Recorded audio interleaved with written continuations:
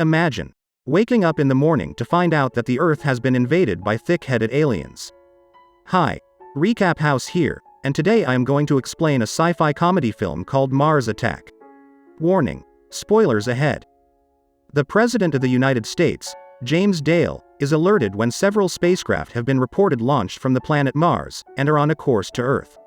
While General Decker demands immediate military deployment, Professor Donald Kessler suggests that the general's protestations are uncalled for, claiming that they know very little about these aliens and that this could be a new chapter for humanity. The president eventually has a newscast televised, in which the world is made aware of the Martians' impending arrival. Professor Kessler is even brought onto a daytime news show, in which he is interviewed by newscaster Natalie Lake. Natalie's boyfriend Jason Stone notes that she seems to be flirting with the professor when the news transmission goes out completely, and all television signals are blocked by a transmission from the Martians. The president, Kessler, and several generals hold a meeting in their war room to analyze what they know about the Martians. A scientist also brings a machine that he claims has translated the Martian speech patterns. But the translations barely make any sense. Eventually, it is indicated that the Martians will first land near the Nevada town of Pahrump. A military escort is headed up by General Casey, a more quiet and docile general than the more outspoken General Decker.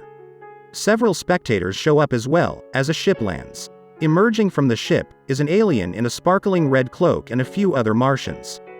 After it is translated that he is the Martian ambassador, and General Casey gives a greeting, a new sentence from the Martians claims they come in peace. This causes a group of hippies to release a dove, which is quickly shot down by the Martians. The scene then dissolves into chaos as the Martians vaporize and kill almost everyone. They end up taking Natalie Lake, her little chihuahua Poppy, and her handbag onto their ship, before leaving the massacre behind.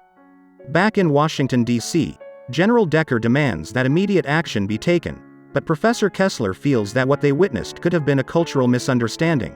A message is sent out to the Martians, and a response is soon received. The Martian ambassador claims to feel remorse and would like to appear before Congress. The request is granted, and one of the Martians' ships lands in front of the United States Capitol. The ambassador and two armed Martians appear in Congress and approach the podium. After reading what appears to be a speech, the Martian ambassador draws a gun that vaporizes two branches of the government. Professor Kessler pleads for the ambassador to stop, but is quickly subdued, and eventually taken aboard the ship. In the aftermath of the attack, General Decker once again demands that affirmative action be taken, but the president still chooses to go about the situation with no action taken against the Martians, further infuriating the general. Aboard the ambassador's ship, the Martians have also conducted medical experiments on Natalie, Poppy, and the professor. Natalie and Poppy's heads have been switched, with Natalie's head now transplanted onto her chihuahua's body. The professor's body has been removed, with his vital organs still functioning, causing his head to remain alive. The professor's disembodied head and Natalie converse, and even in their strange bodily state, they both profess their love for each other. Meanwhile, back on Earth, a Martian has taken on the form of a beautiful woman and seduces her way into the White House through Press Secretary Jerry Ross. Jerry is soon incapacitated by the Martian, who then attempts to kill the president and his wife. The Secret Service manages to kill the Martian. This attack causes the Martian leader to finally declare all-out war on the Earthlings, and Martian ships soon show up across the country, wreaking havoc everywhere. The military is finally called out to try and stop them, but even they do not seem to have the firepower to stop the Martians. After invading Washington, the Martian leader and two of his soldiers enter the war room.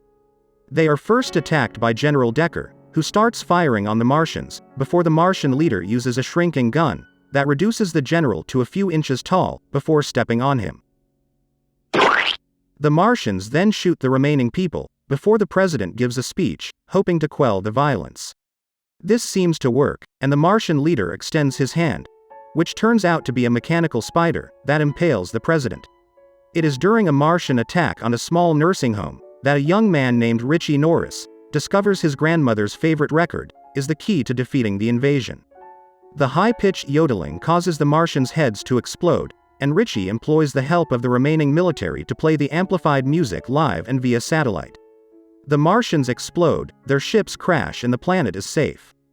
The president's daughter presents the Congressional Medal of Honor to Richie and his grandmother while the people of Earth rebuild. Subscribe to watch more videos like this, it's really valuable to us. Thank you for watching. Stay safe.